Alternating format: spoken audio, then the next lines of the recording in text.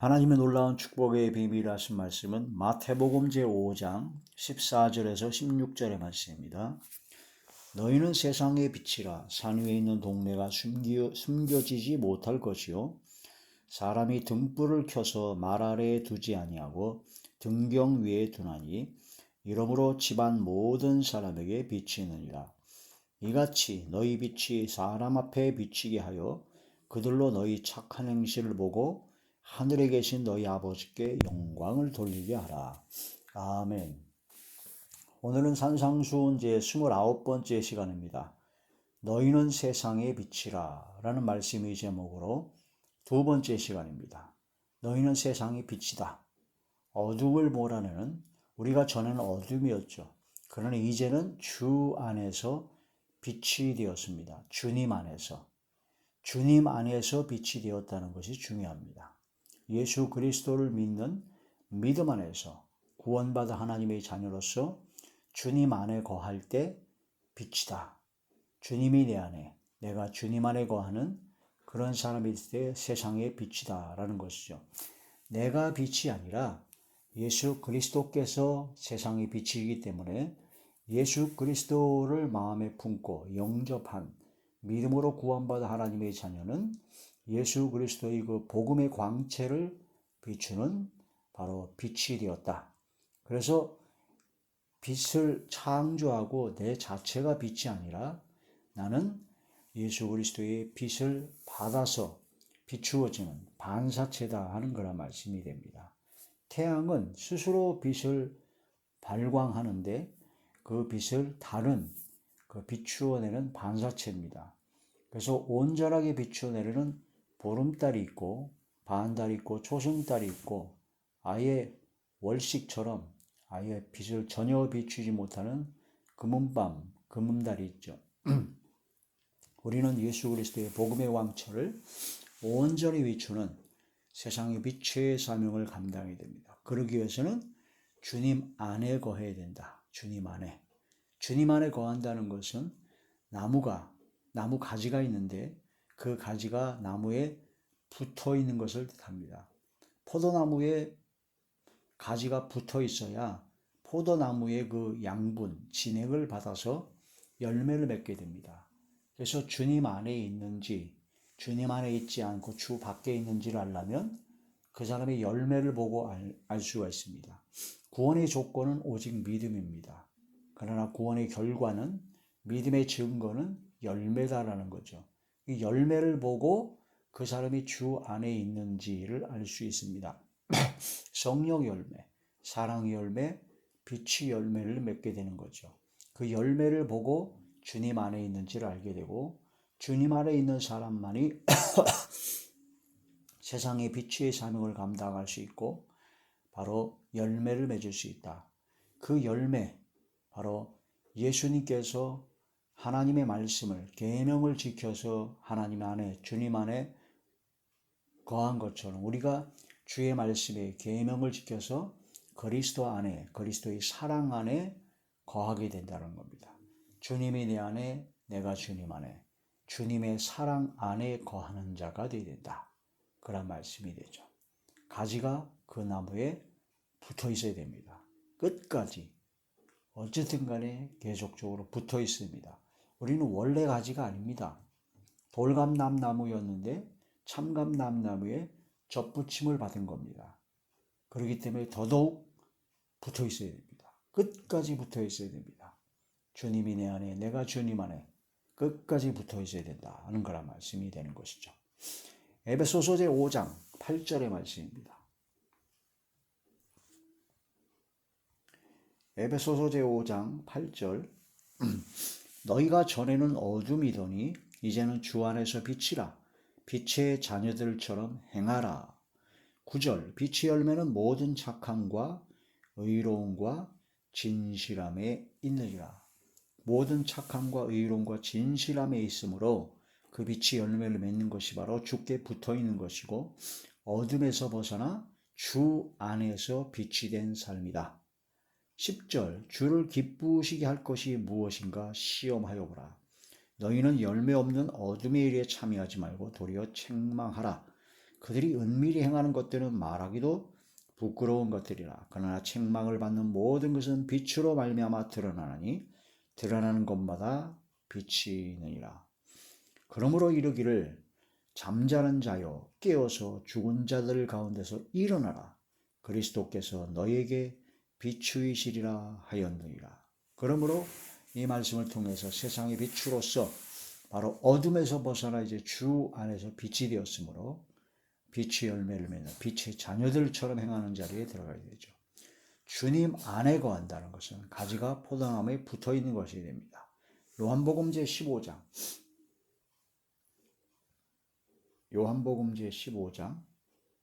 4절에서부터 보시겠습니다. 내 안에 거하라. 주님 안에 거하라는 거죠. 나도 너희 안에 거하리라. 가지가 포도나무에 붙어 있지 아니하면 스스로 열매를 맺을 수 없음 같이 너희도 내 안에 주님 안에 있지 아니하면 그러하리. 열매를 못 맺는다는 거죠.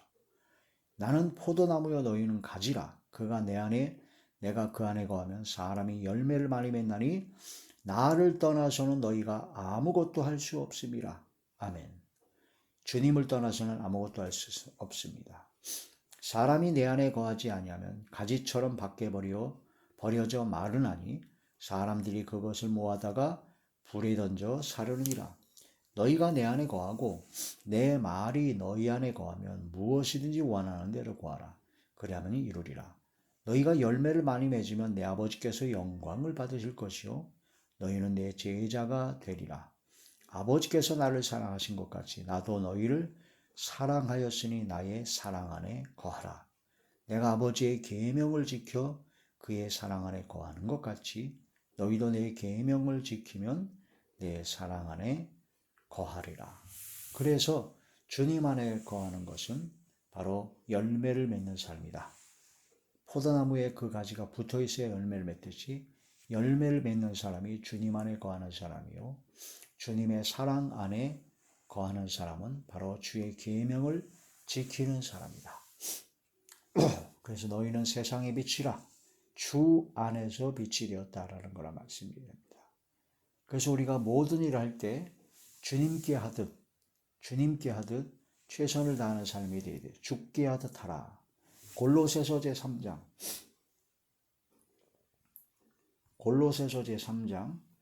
23절의 말씀 보시면요. 무슨 일을 하든지 마음을 다하여 죽게 하듯 하고 사람에게 하듯 하지 말라. 이게 바로 빛의 열매입니다. 모든 착함과 의로움과 진실함이죠. 예수님께 대하듯 주님께 하듯 모든 일에 대하여 마음을 다하여 최선을 다하라는 겁니다. 각자의 맡은 위치에서 각자의 자리에서 최선을 다해서 주님께 하듯 사람에게 하는 것이 아니라 주님께 하듯 최선을 다해서 마음을 다해야 할 때 그게 바로 빛의 열매를 맺는 것이고 그것이 바로 주님 안에 있는 사람이 세상의 빛으로서의 사명을 빛을 비추는 삶이다 하는 거라 말씀이 됩니다. 마태복음 10장 32절에 33절에 보면 너희가 사람 앞에서 나를 시인하면 나도 너희를 시인하고 너희가 사람 앞에서 시인하지 않으면 주님도 시인하지 않는다고 하셨습니다. 그래서 우리가 복음을 전하고 주의 말씀을 전하고 주님을 시인해야 됩니다. 주님을 자랑해야 됩니다. 주님을 찬양해야 됩니다. 이게 바로 주님을 시인하는 거죠. 주님을 시인하는 삶, 복음의 빛으로. 그래서 착하고 의롭고 진실하고 내가 잘못하고 죄를 짓고 나쁜 짓을 하면 이제 자기 스스로 알아서요. 예수님 믿는다는 걸 숨깁니다. 숨겨요. 스스로 숨겨요. 자신 없거든요. 그러나 착한 일을 하고 의롭고 진실하고 진짜 사람들이 보기에도 불신자들이 보기에도 야, 저 사람은 진짜 착하다.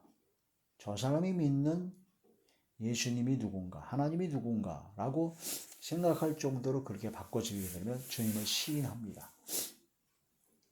그러니까 주님을 시인한다는 것은 뭔가 선한 일을 행하고 의롭고 진실했다는 얘기죠.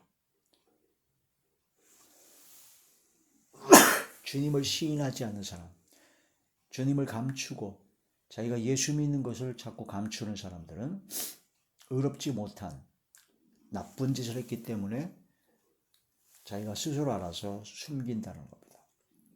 주님을 시인하라. 불신자들이 볼 때 착한 행실로 인정이 돼야 되는 거죠. 너희 착한 행실을 보고 하늘에 계신 너희 아버지께 영광을 돌리게 하라. 이게 바로 빛을 비추는 삶이다라는 겁니다. 빛나고 깨끗한 세마포 옷을 입어야 된다고 그랬죠. 요한계시록 19장 8절에 성도들의 올바른 행실입니다. 행실이에요.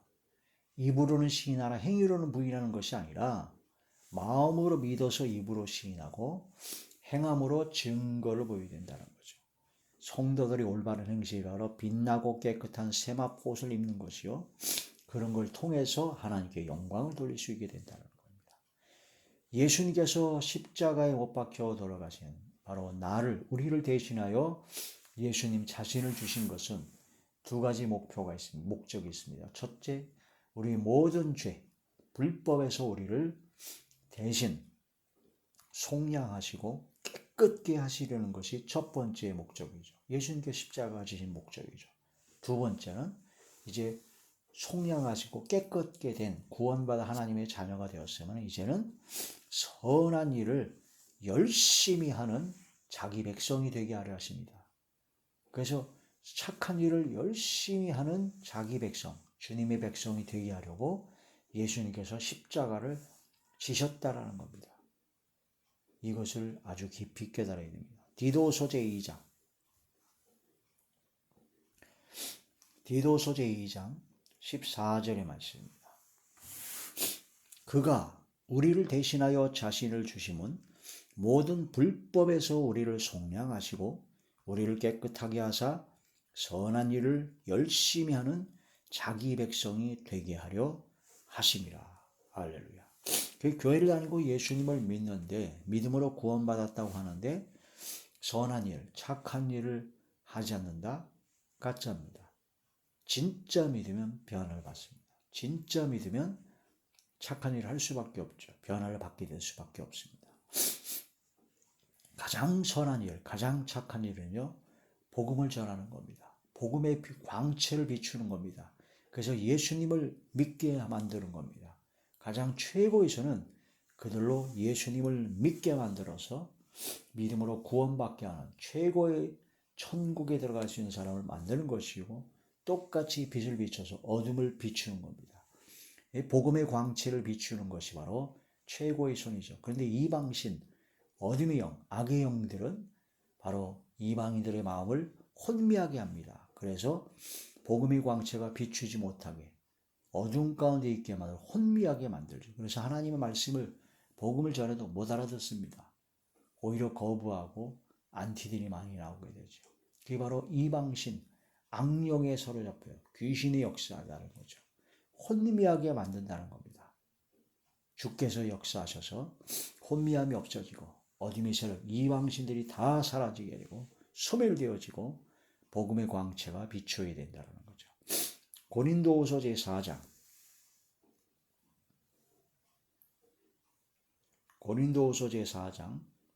4절에서 6절입니다. 그 중에 이 세상의 신이 믿지 아니하는 자들의 마음을 혼미하게 하여 그리스도의 영광의 복음의 광채가 비치지 못하게 하리니 그리스도는 하나님의 형상이니라. 우리는 우리를 전파하는 것이 아니라 오직 그리스도 예수의 주 되신 것과 또 예수를 위하여 우리가 너희의 종된 것을 전파함이라. 어두운 데서 빛이 비치리라 말씀하셨던 그 하나님께서 예수 그리스도의 얼굴에 있는 하나님의 영광을 아는 빛을 우리 마음에 비치셨느니라. 그래서 복음의 광채가 비춰져야 됩니다. 복음의 광채를 비추는 것이 바로 가장 최고의 선입니다. 그런 최고의 선을 행하는, 빛을 비추는 그런 최고의 삶, 하나님의 자녀의 삶을 살아야 될 것입니다. 어두운 데서 빛이 비치리라 하신 주님, 주님의 빛을 우리가 반사하여 보름달처럼 온전히 비추는 저와 여러분 되시길 주의 이름으로 축원합니다. 할렐루야.